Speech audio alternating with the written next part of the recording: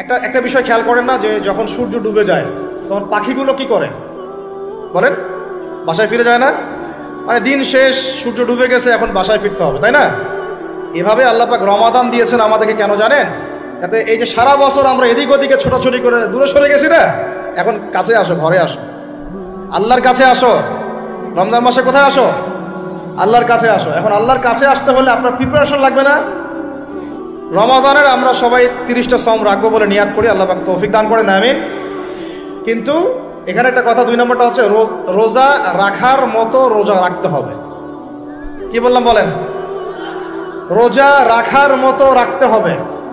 এটা কেন বললাম, কেন বললেন ভাই? উত্তর দিচ্ছিস। উপোস থাকা, না খেয়ে থাকা আর সম রাখা এক জিনিস নয়। পানি ছেড়ে দেওয়া, খাবার ছেড়ে দেওয়া আর ইসলামী সম এক জিনিস নয়। অনেক ধর্মের মানুষ খাবার পানি ছেড়ে দিয়ে থাকে, উপাস থাকে, থাকে না? হাদিসের মধ্যে নবীজি বলেছেন যে ব্যক্তি রোজা রেখে অন্যায় কাজ ছাড়তে পারলো না, মানে আল্লাহর মাসিয়াত ছাড়তে পারলো না, এই যে কাবায়ের ফাওয়াহিশ এগুলো ছাড়তে পারলো না, অশ্লীলতা ছাড়তে পারলো না, মিথ্যা ছাড়তে পারলো না, বেহায়াপনা ছাড়তে পারলো না, তার না খেয়ে থাকায়, পানি না পান করায় আল্লাহর কিচ্ছু যায় আসে না। আর রোজার বিষয় বুঝলাম। রোজা কাকে বলে ভাই? মানে রোজা মানে হচ্ছে আমি আল্লাহ পাকের সমস্ত নিষেধ ছেড়ে দিব। কি করব? আল্লাহর সমস্ত নিষেধ। রোজা থেকেছি, পানি খাচ্ছি না, খাবার খাচ্ছি না, কার ভয়ে? গোসল করার সময় এক ঢোক পানি খেলে কে দেখবে? এই চেতনা তখন কাজ করে, তখন কাজ করে না? চুপ করে এক লোকমা ভাত খেলে কে দেখবে? কেউ দেখবে? আল্লাহ ছাড়া কেউ দেখবে? কেউ দেখবে না। তারপর আপনি খান না কেন? আপনি খান না কেন? কারণ আপনি অনুভব করেন যে আল্লাহ পাক আমাকে দেখছেন। এটাই হলো ইহসান। এটার নাম কি? ইহসান। এটাই বলা হচ্ছে হাদিসে জিবরিলের মধ্যে, আনতা আবুদুল্লাহ কাআন্নাকা তারাহ। তুমি এমন ভাবে আল্লাহর ইবাদত করো যেন তুমি আল্লাহকে দেখতে পারছো। ওয়া ইল্লাম তাকুন তারাহু, তুমি যদি আল্লাহকে দেখতে না পারো, জেনে রাখো ফাইন্নাহু ইয়ারাক, আল্লাহ পাক তোমাকে দেখছেন। এটাকে বলে আল্লাহ কনসিয়াসনেস বা ইহসান বা তাকওয়া। আর তাকওয়া হাহুনা, তাকওয়া কোথায়? এখানে। আপনি সওমের আয়াতটা পড়েন, কুতিবা আলাইকুমুস সিয়াম কামা কুতিবা আলাল লাযিনা মিন ক্বাবলিকুম লাআল্লাকুম কি তাত্তাকুন। তোমাদের উপর সওমকে ফরজ করা হয়েছে ঠিক যেমন করে আগের উম্মতদের উপরেও করা হয়েছিল। উদ্দেশ্য হচ্ছে লাআল্লাকুম তাত্তাকুন, যাতে করে তোমরা তাকওয়া অবলম্বন করতে। তাকওয়া মানে আল্লাহ কনসিয়াসনেস। এই যে আমি খাচ্ছি না, পান করতেছি না, আমি বিশ্বাস করি আল্লাহ আমাকে দেখতেছেন, এই তো। তো সেই বান্দা কেমন করে রমজান চলে গেলেই বেনামাজি থাকতে পারে? রমাদান চলে গেলে কি আল্লাহ তাকে আর দেখে না? সেই বান্দা কিভাবে সুদ খায়, তখন কি আল্লাহ তাকে দেখে না? সেই বান্দা, একই বান্দা কিভাবে জেনা করতে পারে? মেয়েকে নিয়ে কেমন করে বাইকে ঘুরতে পারে? কেমন করে গায়রা মাহরামের সাথে আমরা করতে পারি, ফ্রি মিক্সিং করতে পারি? কেমন করে সে সমকামিতার দিকে ধাবিত হতে পারে? কেমন করে সে জুয়া খেলতে পারে? কেমন করে সে মাদক খাইতে পারে? কেমন করে সে আল্লাহ দ্রোহী আইন বাস্তবায়ন করতে পারে? যদি সে এই চেতনা থাকে যে আল্লাহ আমাকে দেখছেন। এই চেতনাটাকে বদ্ধমূল করার জন্যই রমাজান আসে। বলেন সুবহানাল্লাহ। আমি কি বুঝাতে পারলাম রোজা রাখার উদ্দেশ্যটা কি? ওই জিনিসটাকেই আমাদের ভিতরে ইনস্টল করাই হলো উদ্দেশ্য। লাআল্লাকুম, অংশটা বলেন, লাআল্লাকুম তাত্তাকুন। তাকওয়া কি কিনতে পাওয়া যায় বাজারে? এই যে আল্লাহ পাক আমাকে দেখছেন, আমি খাবো না, আল্লাহ আমাকে দেখছেন, আমি পান করতে পারবো না, আমার রেস্ট্রিকশন আছে, পিপাসায় গলা ফেটে যাচ্ছে একেবারে রোদের মধ্যে, তাও খাচ্ছি না কেন? কার ভয়ে? ওইটাই জীবনের সব ক্ষেত্রে বাস্তবায়ন করার জন্যই রমজান আসে। বুঝতে পারি নাই মনে? ওই চেতনাটাই, একই চেতনাটাই জীবনের সবগুলো কাজে বাস্তবায়ন করার জন্য কি আসে? রমাদানের সওম আসে। আমরা শুধু রোজার ফজিলত নিয়ে বয়ান করি, রোজা রাখলে 70 গুণ নাকি হবে না, 70 গুণ হবে, 700 গুণ বাড়াই দেবে। মূল কথা ফজিলত তো ফজিলত পাবোই, মূল কথা এইটা, তাকেও অবলম্বন করতে হবে। আল্লাহ পাক আমাদেরকে তৌফিক দান করেন। কয়টা বলছি বলেন ভাই? 2টা মনে থাকবে। 1, দুনিয়াবি কাজ কমায় ফেলা। 2, কি রোজা রাখার মতো রাখা। 3 নাম্বার হচ্ছে, এটা আমার নিজস্ব একটা পরামর্শ আর কি। 3 নাম্বার হচ্ছে রোজা রাখার জন্য আমাদের সাহারি করতে হয়, ইফতার করতে হয়, এই তো। আল্লাহর ওয়াস্তে সাহারি এবং ইফতারে মুসলমানের মতো খাবার খাবেন, জানোয়ারের মতো খাবার খাবেন না। সাহারি এবং ইফতার এই দুটোতে কি খাবেন? মুসলমানের, মুমিনের মতো খাবার খাবেন। জানোয়ারের মতো খাবার খাবেন না। আল্লাহ পাক বোঝার তৌফিক দান করেন। মানে আমরা কিন্তু সাহরিতে কি করি জানেন? 7 পেট খাই। কয় পেট? নবীজি বলেছেন খাবে পেটের 1 ভাগ খাবার, 1 ভাগ পানি, 1 ভাগ, আবার বলি 1 ভাগ খাবার, 1 ভাগ পানি, 1 ভাগ। কার পেট খালি আছে এখন খাওয়ার সময় খাওয়ার টেবিলে? আমাদের ওস্তাদরা বলেন যে মুসলিম উম্মাহ, আমাদের ওস্তাদরা বলেন যে মুসলিম উম্মাহ খাবার টেবিলে হেরে গেছে সে কখনো জিহাদের মাঠে জিততে পারবে না। বুঝতে পারেন নাই? বুঝতে পারলাম না মনে হয়। যারা খাবারের টেবিলেই হেরে গেছে, এখানেই তো আপনি সুন্নাহ মাফিক খাইতে পারতেছেন না, প্রবৃত্তির কাছে হেরে গেলেন, গপ গপ গপ গপ করে খাচ্ছি 7 পেট ভর্তি করে। এখানে তো খাবারের সামনেই হেরে গেলাম, প্রবৃত্তির সামনে। সে আবার কাফেরদের সাথে জিতবে কেমনে? জিতবে আগে নিজের প্রবৃত্তির উপর জিহাদে তো জিততে হবে। আমার মন চাচ্ছে জেনা করি, করবো না, এটার নাম জিহাদ, এটাও জিহাদ। মন চাচ্ছে সুদ খাই একটু, খাবো না, এটার নাম কি? জিহাদ। মন চাচ্ছে নামাজ না পড়ি, ঘুমায় থাকি, মন চাচ্ছে না, মন বলতেছে ঘুমাই ঘুমাই ঘুমাই, কিন্তু নামাজ পড়তে হবে। এই যে উঠলাম, ওযু করলাম, গেলাম, এর নাম কি? এটাও এক প্রকার। আমিন। 4 নাম্বার হচ্ছে রমাদান মাস মানেই কোরআন। রমাদান মাস মানে কি? এই রমজানে আমরা সবাই বেশি থেকে বেশি কোরআন তেলাওয়াত করবো ইনশাআল্লাহ। কারা কারা পারি হাত তুলি? আলহামদুলিল্লাহ, হাত নামান। সবাই পারেন কোরআন তেলাওয়াত? মাশাআল্লাহ মাশাআল্লাহ। এটাই তো চাই, বাংলাদেশের ঘরে ঘরে প্রত্যেক ব্যক্তি যেন কোরআন তেলাওয়াত করা জানে। এটাই তো আমরা চাই। এমন যদি হয় যে 100% মানুষ কোরআন তেলাওয়াত করতে পারে, 16 কোটি মুসলিম, দিন কায়েম হয়ে যাবে ইনশাআল্লাহ। ইনশাআল্লাহ ইনশাআল্লাহ। ভিতরে কাজগুলো করেন, আল্লাহ পাক তৌফিক দান করেন। তো ভাই কোরআন আমরা রমজানে বেশি থেকে বেশি পড়বো ইনশাআল্লাহ ভাই, ঠিক আছে? যারা পারি না একটা লিমিট ফিক্স করি, কমপক্ষে দিনে 1 পারা, দিনে কমপক্ষে 1 পারা, তাহলে 30 দিনে 1 খতম হবে। ওকে, আরো বেশি পারি 2 পারা, তাহলে 2 খতম হবে। আরো বেশি পারি 3 পারা। এমন আমাদের ইমামদের যুগে, আমাদের 4 ইমামদের যুগে, সলফে সালেহিনদের যুগে প্রতিদিনই একটা করে খতম দিতেন তারা। সুবহানাল্লাহ। তাদের সময় আল্লাহ বরকত দিয়েছিলেন। সুবহানাল্লাহ। সারা রাত জেগে তেলাওয়াত করতেছেন, নামাজ পড়তেছেন, দিনের বেলা তেলাওয়াত করতেছেন। রমজান মাস হচ্ছে কোরআন নাজিলের মাস। এই মাসে যে হতভাগা কোরআন পড়তে পারলো না, তার জন্য আফসোস করা ছাড়া কিছু করার নাই। রমজান মাসে কোরআন আগে পড়বো, কোরআন শিখবো। না পারলে কি করবো? না পারলে 1 মাসে শিখবো, অন্যকে শেখাবো, কোরআনের দার্স দিব, কোরআনের মাহফিল হবে, কোরআনের তাবলীগ হবে, কোরআন নিয়ে আলোচনা হবে ইনশাআল্লাহ। আমরা জানবো কোরআনের মধ্যে কি আছে। এটা জানার সবচেয়ে উত্তম মাস হচ্ছে কি? রমাদান। আল্লাহ পাক তৌফিক দান করেন, আমিন। যারা আমরা আরবি জানি টুকটাক ভাঙাচোরা, তারা আমরা এটার অর্থ পড়বো ইনশাআল্লাহ। যারা আমরা আলেম ওলামা আছে অনেকেই, যারা ইফতা দিয়েছি, দাওরা দিয়েছি, বা আমরা তালেব ইলম ওলামা ইকরাম যারা আছে, আমরা এই কোরআনের তাফসিরগুলো পড়বো ইনশাআল্লাহ। মানে কোরআনময় রমাদান, কোরআনময় কি? এবং চেষ্টা করবেন, আমার খুব ইচ্ছা হয় যদি আল্লাহ পাক আমাকে ক্ষমতা দিতেন, তৌফিক দিতেন, আমার ইচ্ছা হয় যে রমজান মাসে বাংলাদেশের যত মসজিদ আছে সমস্ত মসজিদে কোরআন শিক্ষা ফ্রি হয়ে যাবে। ভালো উদ্যোগ না? বাংলাদেশে কত মসজিদ আছে? হাজার না লাখ? লাখ না কোটি? হয়তো কোটি কোটি মসজিদ থাকতে পারে। প্রত্যেকটা মসজিদে যদি বিনামূল্যে কোরআন শিক্ষা কার্যক্রম করা যেত রমজান মাসে, 1 মাসে আপনি দেখতেন প্রায় মিনিমাম 5 কোটি মানুষকে কোরআন শেখানো যায়। তাও হাতে কলমে। তাও কি? হাতে কলমে। বই দেওয়া হতো ফ্রি, আর ওই যারা টিচার ক্লাস নেবে ওদেরকে বেতন দিব, ভাতা দিব সরকার থেকে। দেওয়া যায় না? দেওয়া যায় না? আচ্ছা, যদি গভর্নমেন্ট নাও দেয়, আপনারা জাকাত থেকে দিতে পারেন, সদকা থেকে দিতে পারেন, পারেন না? নিজেদের পকেট থেকে দিতে পারেন, নিজের ব্যবসা থেকে দিতে পারেন, এলাকা ভিত্তিক দিতে পারেন। কত উৎস আছে না? যদি এভাবে প্রত্যেকটা মসজিদ থেকে কোরআন শিক্ষা কার্যক্রম চালু করা হয় রমজান মাসে, আমরা দোয়া করি আল্লাহ পাক যেন এই কথাটা পৌঁছে দেন উপরের লেভেলে, এবং তারা উদ্যোগ নেয়। জানি না উদ্যোগ নেবে কিনা, আমাদের দায়িত্ব পৌঁছে দিলাম।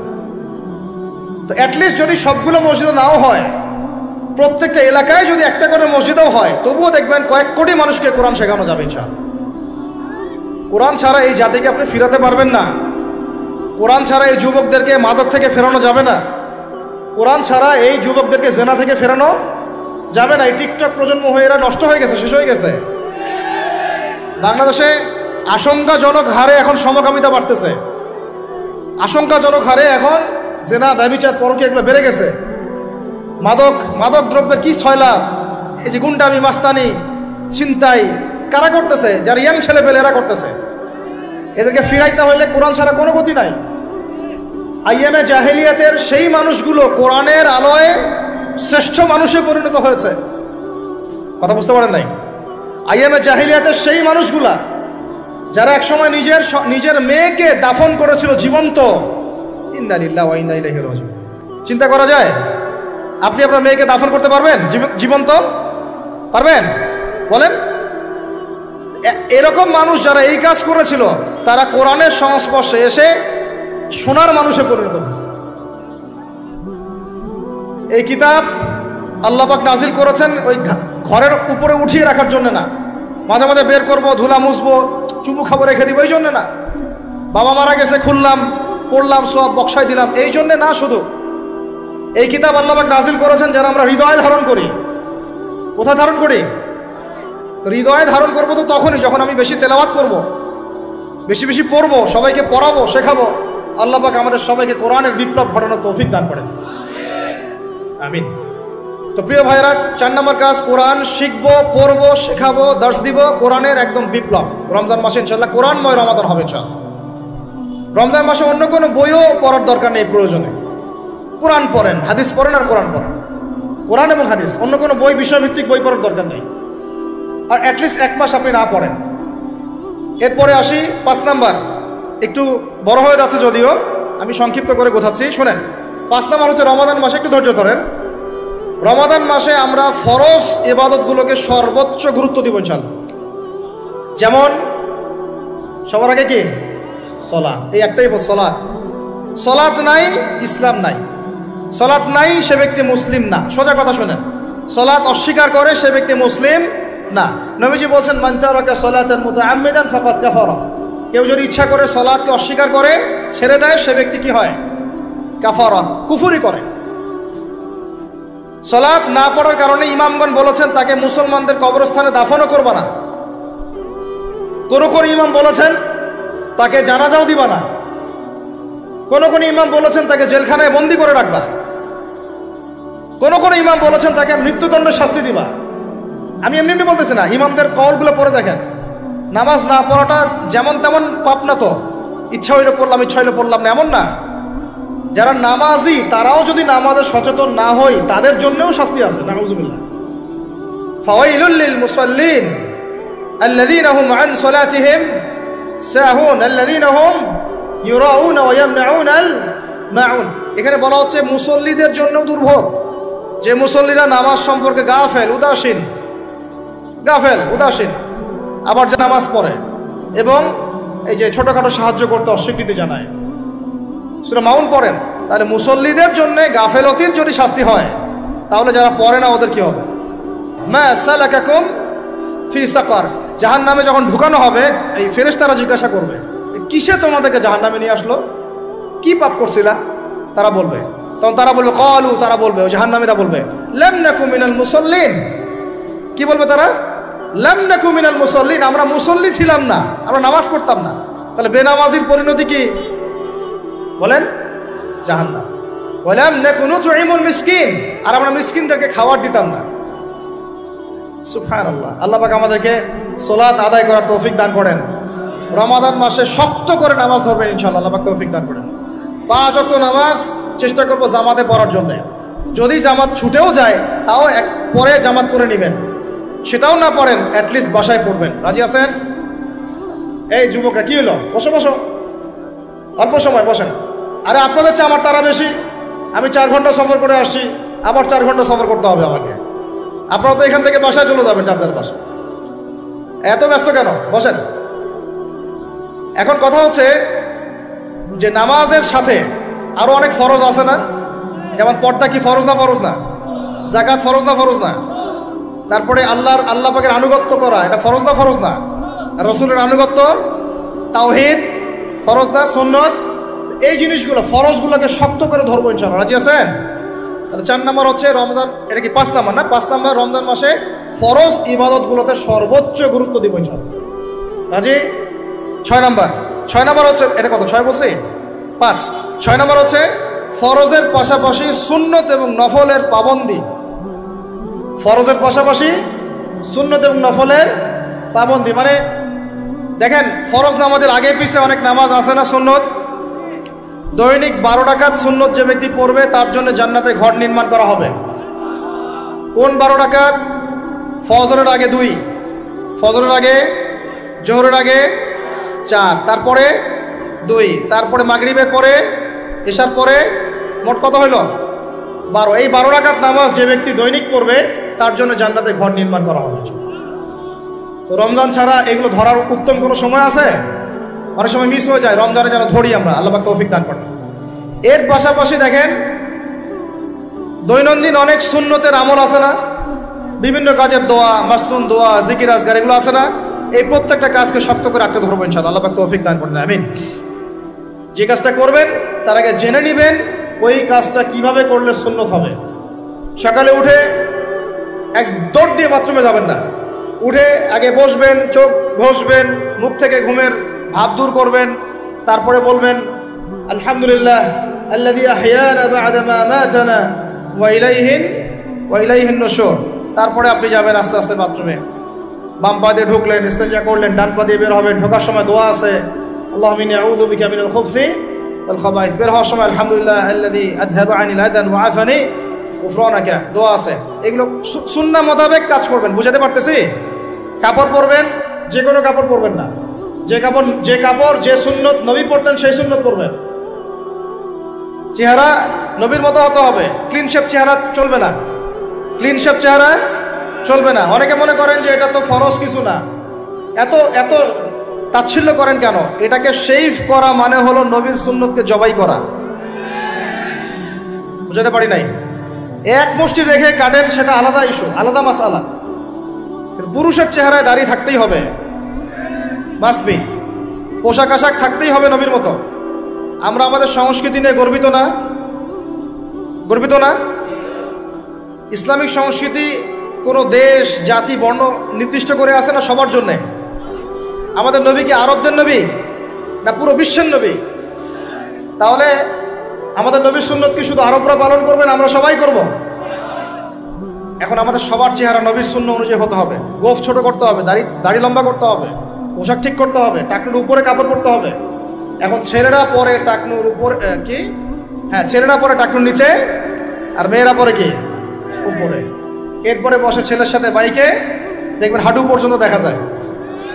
বিষয়টা এমন না? এখন হুজুর আপনারাও দেখেন না? আমরা দেখি না, আপনারা দেখান। আমরা কি করি না? আমরা দেখি না, বরং আপনারা দেখান। দেখালে আমরা চোখটা সরাই বলি আউযু বিল্লাহি মিনাশ শাইতানির রাজিম। চোখে বললে আমরা কি বলি? আউযু বিল্লাহি মিনাশ শাইতানির রাজিম। এখন আসেন, আমাদের পোশাক আশাক, কথাবার্তা, চলাফেরা, আমল, খাওয়া, ঘুম, ব্যবসা বাণিজ্য যা আছে, রাজনীতি, অর্থনীতি, সমাজনীতি, সব কিছু নবীর সুন্নাহ মাফিক ঢেলে সাজাইতে হবে। রাজি কিনা? রমজান মাসে এটা নিয়ত করা যাবে ইনশাআল্লাহ? ইনশাআল্লাহ, আল্লাহ পাক তৌফিক দান করেন, আমিন। কয়টা বলছি ভাই? 6টা। 7টা? 6টা। 7 নম্বর আসেন ভাই। 7 নম্বর হচ্ছে আমরা কোনো অবস্থায় হারাম কোনো রিজিকে যাব না। রাজি? রোজা রাখতেছেন, ইবাদত করতেছেন, নামাজ পড়তেছেন, তারাবি পড়বেন, অনেক কিছু করবেন। এবার এদিকে রিজিকে সুদ, এদিকে রিজিকে ঘুষ, রিজিকে এখানে দুর্নীতি, এখানে করাপশন, এখানে মাপে কম দেওয়া, একটা ইবাদতও কবুল হবে না। হারাম রিজিক থাকলে বিশ্বাস করেন, আমি এমনি কথা বলতেছি না। নবী সাল্লাল্লাহু আলাইহি ওয়াসাল্লাম বলেছেন ইন্নাল্লাহা তাইয়্যিব লা ইউকবালু ইল্লা তাইয়্যিব। আল্লাহ পবিত্র, আল্লাহ পবিত্র ছাড়া গ্রহণ করেন না, কবুল করেন না। মুসাফিরের দোয়া আল্লাহ ফিরাই দেন না। সেই মুসাফির যদি হারাম খায় সেই দোয়াও কবুল হচ্ছে না। একজন মুসাফির হাত তুলে দোয়া করছিলেন, নবীজি বলছেন মাথায় ধুলা, গায়ের কাপড় ঠিক নাই, মুসাফির সেজদায় আল্লাহর কাছে দোয়া করছে, হাত তুলে দোয়া করছে, আল্লাহ আমাকে এইটা দাও, ওইটা দাও, ওইটা দাও, ইয়া রব্বি ইয়া রব্বি ইয়া রব্বি। নবীজি বলছেন এই ব্যক্তি যদিও মুসাফির, কিন্তু কিভাবে তার দোয়া কবুল হতে পারে? তার পানীয়টা হারাম, তার খাবারটা হারাম, তার পোশাকটা হারাম। যেতে পারছি ভাই?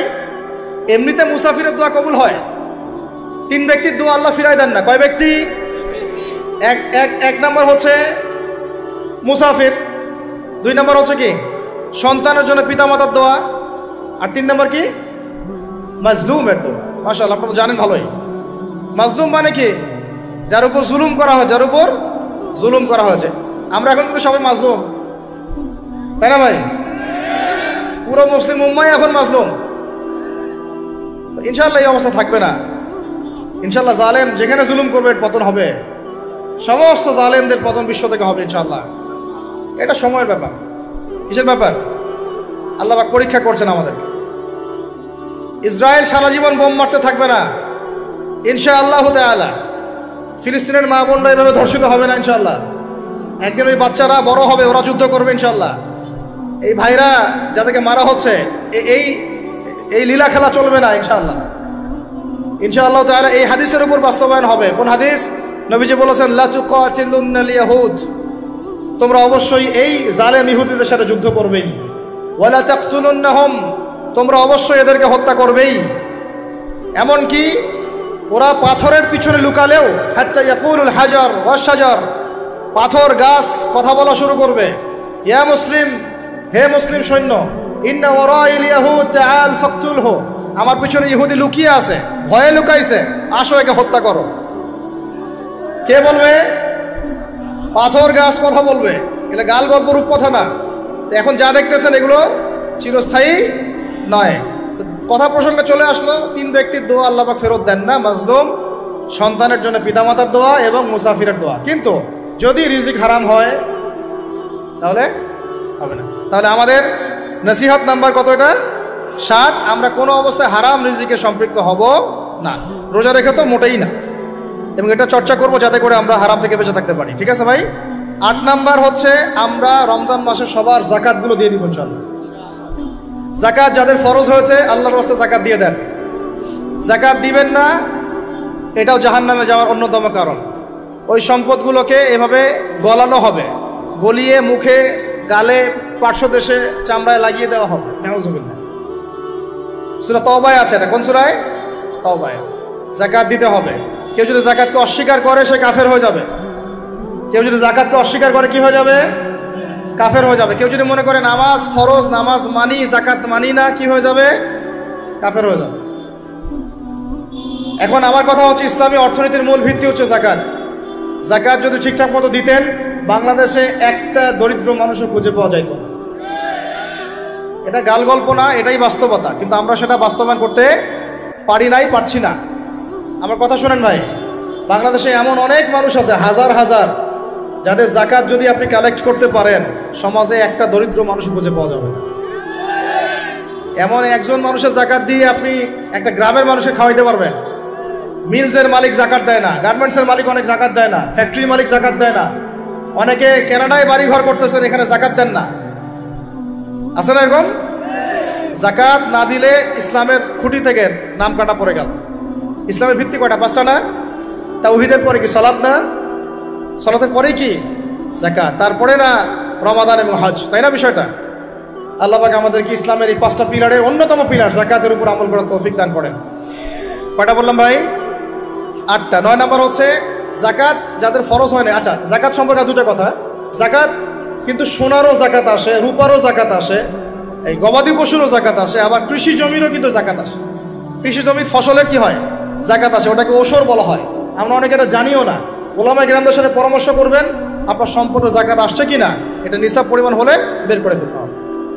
আল্লাহ পাক আমাদেরকে যাকাতগুলো বের করার তৌফিক দান করেন। আচ্ছা, আর যাকাত দিবেন এমন জায়গায় যেখানে দিলে দিনের খেদমত হচ্ছে। ইন্নামা সাদাকাতু লিল ফুকারা ওয়াল মাসাকিন ওয়াল আমিলিনা আলাইহা ওয়াল মুআল্লাফাতি কুলুবুহুম, আয়াত আছে না? ওয়া ফির রিকাব, এটা সূরা তাওবায় আছে না? সূরা তাওবার 60 নম্বর আয়াত। কত নম্বর? 60। সূরা তাওবার কত নম্বর? এই সূরার 60 নম্বর আয়াতে যাকাতের 8টা খাত বর্ণিত আছে। এই যে কোনো খাতে আপনি দিতে পারেন, তবে আমার পরামর্শ দিনের রাস্তায় ফি সাবিলিল্লাহ এগুলোতে যাকাত দিলে ভালো হবে, আত্মীয়দেরকে দিলে ভালো হবে, মিসকিনদেরকে দিলে ভালো হবে ইনশাআল্লাহ। আল্লাহ পাক তৌফিক দান করে দেন। তো এটা হলো 8। 9 নম্বর হচ্ছে 9 না 8? 8 শেষ হলো। 9 নম্বর। 9 নম্বর যাকাত ছাড়াও আমরা বেশি বেশি দান সদকা করবো ইনশাআল্লাহ। রমজানে বেশি বেশি সদকা করবেন, বেশি বেশি সদকা। মানে সদাকার এমন ক্ষমতা আছে যে আপনার তাকদিরে মনে করেন একটা বিপদ লেখা আছে, মনে করেন তাকদিরে একটা বিপদ আছে, আপনি এখানে সদকা করছেন, সদকা করছেন, এই সদাকার ওসিলাতে আল্লাহ পাক আপনার এই বিপদটা দূর করে দিতে পারেন। একটা রোগ হয়েছে, বিপদে পড়ে গেছেন, এখন যদি গোপনে গোপনে সদকা করতে থাকেন এবং ওই ওসিলায় আল্লাহর কাছে দোয়া করেন যে আল্লাহ এই সদকার ওসিলায় আমার এই বিপদটা তুমি কাটায় দাও, আল্লাহ কাটাই দেবেন। সদকার এমন ক্ষমতা আছে, তবে এটা ঢাকঢোল পিটায় না, যত পারেন গোপনে গোপনে। হ্যাঁ, প্রকাশ্যেও দেওয়া যায়, গোপনে দেওয়া উত্তম, গোপনে দিয়ে কি উত্তম, প্রকাশ্যেও দেওয়া যাবে, কোনো সমস্যা নেই। আমরা সদকা দিব বেশি বেশি চেষ্টা করবো আত্মীয়র হক দেওয়ার, আত্মীয়দেরকে দেওয়ার জন্যে, প্রতিবেশী, আমাদের সমাজের ইয়েতিম, আমাদের সমাজের বিধবা, আমাদের সমাজের মিসকিন, ভালো ভালো জায়গায় সদকা করবেন। ঢাকা শহরে দেখা যায় অনেক সময় আমরা গাড়ি নিয়ে যাই, গাড়ির সামনে গ্লাসে নক করে টাকা যাচ্ছে, আল্লাহর ওয়াস্তে কিছু দেন। কে জানি এই হাদিসটা ভিক্ষুকদেরকে শিখাইছে। কোন হাদিস জানেন? যে আল্লাহর ওয়াস্তে কারো কাছে কিছু চাইলে ফিরাইতে হয় না। আল্লাহর ওয়াস্তে যদি কেউ আপনার কাছে কিছু চায়, যে আল্লাহর ওয়াস্তে ভাই আপনার কাছে আমি 10টা টাকা চাচ্ছি, থাকলে দেন, তাহলে এটা ফিরাইতে হয় না। বেচারা আল্লাহর ওয়াস্তে চাইছে, আমি ফিরাবো কেন? আল্লাহর দোহাই দিছে। তো প্রত্যেকটা ভিক্ষুক দেখবেন চায় আল্লাহর ওয়াস্তে দেন, সেটা নিয়ে গাঁজা খাক আর কি করে করবো, আল্লাহর ওয়াস্তেই চাচ্ছে। তো অনেক সময় দেখা যায় অনেক ভিক্ষুকের ফ্ল্যাট আছে ঢাকায়, কি আছে, আর আমরা ভাড়া থাকি, যারা দেই তারা ভাড়া থাকি, হয় ভিক্ষুকের ফ্ল্যাট আছে। সুবহানাল্লাহ। তো প্রতারণা যুক্ত, বোঝার বুদ্ধি নাই কোথায় দিলে ভালো হবে, এই জন্যে বাছাই করে করে সদকা করবেন। দিনই খাতগুলোতে বেশি সদকা করবেন, আল্লাহ পাক তৌফিক দান। আর সবচেয়ে ভালো হয়, আমার পরামর্শ, সবচেয়ে ভালো হচ্ছে আত্মীয়দেরকে দিবেন। এখানে আপনি 2টা নেকি পাবেন। কয়টা? এক, আত্মীয়র হক রক্ষা করলেন, হক আদায় করলেন, তার নেকি, সদকা তো করলেন, এটার নেকি আছে। আবার আত্মীয়র সম্পর্ক বজায় রাখলেন, সুসম্পর্ক বজায় রাখলেন, এটা আরেকটা নেকি। আত্মীয়তার সম্পর্ক রক্ষা করা বিশাল ইবাদত। মানে এটা সিলাতুর রাহিম, এটা আল্লাহ পাকের আরশের সাথে ঝুলে থাকে। যে আত্মীয়তার সম্পর্ক রক্ষা করে আল্লাহ পাক তাকে রক্ষা করবেন। আত্মীয়তার সম্পর্ক যদি নষ্ট করে দেয় আল্লাহ পাক এই কেটে ফেলবেন। আত্মীয়তার সম্পর্ক নষ্ট করতে হয় না। আত্মীয়তার সম্পর্ক নষ্টকারী জান্নাতে যায় না। এটা না হাদিসটা ওস্তাদ? লা ইয়াদখুলুল জান্নাতা কাতিউর রহমি, মানে আত্মীয়তার সম্পর্ক, রক্তের সম্পর্ক যারা কাতি মানে কেটে ফেলে তারা জান্নাতে যাবে না। তো প্রিয় ভাইরা, আমরা আত্মীয়তার সম্পর্ক রক্ষা করবো ইনশাআল্লাহ। আর আত্মীয়তার মধ্যে সবাই একরকম হয় না, এক এক মানুষ এক এক বুঝের। কেউ হয়তো আলট্রা মডার্ন, কেউ এক্সট্রা অর্ডিনারি মডার্ন, ঠিক আছে, কেউ দিনের ধার কাছেও নাই, কেউ নাস্তিক, এরকম আছে তো নাকি? তা আপনি সৌজন্যমূলক সম্পর্ক বজায় রাখবেন। সালাম কালাম বিনিময়ে আসলে মেহমানদারি করা, সৌজন্যমূলক সম্পর্ক কি করবেন? বজায় রাখবেন। আল্লাহ পাক আমাদেরকে বোঝার তৌফিক দান। কটা বলছি? 8 না 9? 9টা। 10 নম্বর হচ্ছে ভাই, রোজা রেখে বেশি বেশি ইস্তেগফার করবেন। কি করবেন বলেন? রোজা রেখে বেশি বেশি ইস্তেগফারের সবচেয়ে ছোট্ট বাক্যটা হচ্ছে আস্তাগফিরুল্লাহ ওয়া আতুবু ইলাইহি। কি বললাম বলেন? আস্তাগফিরুল্লাহ ওয়া আতুবু ইলাইহি। এইটুকু পারা যাবে না? দিনে কমপক্ষে 100 বার। কতবার? দিনে কমপক্ষে 70 বার বা 100 বার। দিনে কমপক্ষে 70 বার বা 100 বার। আরো বেশি পারলে আরো ভালো। ওই যে হিসনুল মুসলিম একটা বই আছে না, বা কিতাবুজ জিকির, কিতাবুদ দোয়া, আল আসকার, এমন অনেক বই পাওয়া যায়। এই বইগুলো কিনবেন, ওখানে দেখবেন অনেক জিকির আজগার দেওয়া আছে, দৈনন্দিন জিকির আজগার দেওয়া আছে, তাসবিহ তাহলিল দেওয়া আছে, সকাল সন্ধ্যার মাসনুন দোয়াগুলো দেওয়া আছে। এগুলো মুখস্থ করেন। কিছু হলেই হুজুর দোয়া করে দেন, হুজুর ফু দিয়ে দেন, হুজুর পানি পরা দেন। আগে হুজুরের উপর ডিপেন্ডেন্সি কেন? নিজে আল্লাহর কাছে চাওয়া শিখেন। সেজদায় গিয়ে আল্লাহকে বলেন, আল্লাহ আমার অসুস্থ, আমি অসুস্থ, আমাকে শিফা দাও। সেজদায় গিয়ে বলেন, আল্লাহুম্মা আতিনা ফিদ দুনিয়া হাসানা ওয়া ফিল আখিরাতি হাসানা ওয়া কিনা আযাবান নার। হাত উঠান, আল্লাহকে বলেন, আল্লাহ আল্লাহুম্মা আইনি আলা যিকরিকা ওয়া শুকরিকা ওয়া হুসনি ইবাদাতিক। আল্লাহকে বলেন, ইয়া শাফি, ইয়া আল্লাহ, ইয়া রহমান, ইশফিনি, আমাকে শিফা দান করেন। আগে আল্লাহর সাথে কথা বলা শিখেন, তাই না ভাই? তারপরে দোয়া নিবেন, পানি পরাও নিতে পারেন, ঝাড়ফুঁক নিতে পারেন, সেটা আছে বৈধতা অবশ্যই, এটাও ঠিক আছে। কিন্তু আগে আপনি আল্লাহকে চিনতে শিখেন। বেশি বেশি রোজা রেখে ইস্তেগফার করবেন, আল্লাহ পাক তৌফিক দান করেন, আমিন। একটা বইয়ের নাম বলেছে হিসনুল মুসলিম, আল আসকার, কিতাবুদ দোয়া, এরকম অনেকগুলো বই আছে বাজারে। এগুলো কিনে বাসায় মুখস্থ করার চেষ্টা করেন, আল্লাহ পাক তৌফিক এনায়েত করেন, বলি আমিন। কয়টা বললাম? 10টা। 11 নম্বর, আসলে আমার মার্কিংটা উল্টা পাল্টা তো, যে বুঝতে পারতেছে না, ঠিক আছে। 11 নম্বর হচ্ছে, শোনেন, 11 নম্বর হচ্ছে, দেখেন, কোরআন খুলবেন, দেখবেন প্রথমে রোজার প্রসঙ্গ যেখানে আসছে, কুতিবা আলাইকুমুস সিয়াম, সেখানে আগে আসছে সিয়ামের কথা, তারপরে আসছে শাহরুর রমাদান আল্লাযী উনজিলা ফীহিল কুরআন, কোরআনের কথা, তারপরে আবার আসছে ওয়াইদা সাআলাকা ইবাদি আন্নী ফাইন্নী করিব, দোয়া করার কথা। সুবহানাল্লাহ। কিসের কথা? প্রথমে আসছে রোজা রাখার কথা, তারপরে কোরআনের কথা, তারপরে আল্লাহর কাছে কি করার কথা? দোয়া করার কথা।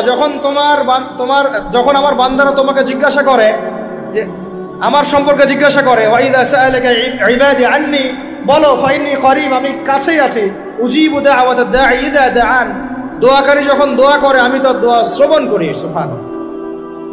ফালিয়াস্তাজিবু লি ওয়াল ইউমিনু বি, আমি তার দোয়া শুনি, অতএব সেও যেন আমার কথা শুনে। সুবহানাল্লাহ। এবং আমার প্রতি ঈমান নিয়ে আসে। তাহলে রোজা রেখে বেশি বেশি কি করব বুঝে ফেলছেন? কি বলেন? দোয়া করবেন। কোরআনের পরে কিসের কথা আসছে? রোজাদারের দোয়া ফেরত দেওয়া হয় না। দোয়া কবুল হওয়ার অন্যতম একটা অস্ত্র হচ্ছে রোজা রেখে দোয়া করা। কেমন করে ফেরত দিবে? আল্লাহর জন্য আমরা না খেয়ে আসি, তাই না? আল্লাহ পাকের মায়া হবে না, দয়া হবে না?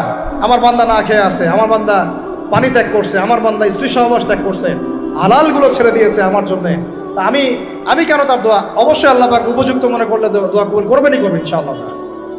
দোয়া করার পদ্ধতি জানতে হবে। হারাম খাওয়া যাবে না, শিরিক করা যাবে না, বেদাত করবো না। ইনশাআল্লাহ দোয়া করার আগে আল্লাহর প্রশংসা করব, নবী সাল্লাল্লাহু আলাইহি ওয়াসাল্লামের প্রতি দরুদ পড়ব। ঠিক আছে? দোয়া কবুলের সময়গুলো বেছে বেছে দোয়া করব, ইনশাআল্লাহ দোয়া কবুল হবে। আল্লাহ পাক আমাদেরকে রোজা রাখা অবস্থায় বেশি বেশি দোয়া করার তৌফিক দান করবেন। কটা হচ্ছে? 11। 12 নম্বর হচ্ছে রমজান মাসে তারাবির নামাজ জামাতে পড়ব।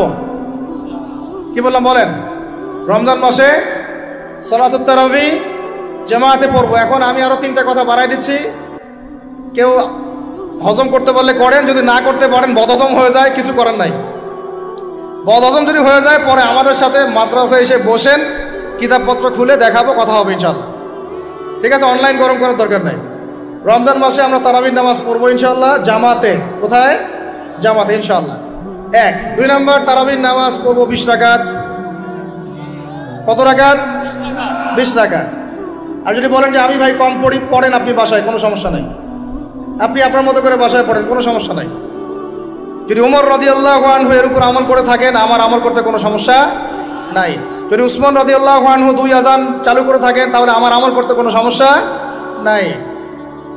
ওই যে হাদিসটা বলেছিলাম প্রথমে, কে নাজাত প্রাপ্ত ফেরকা? মা আনা আলাইহি ওয়া আসহাবি, আমি আর আমার সাহাবীরা যার উপরে আছি। আরেকটা হাদিস কি?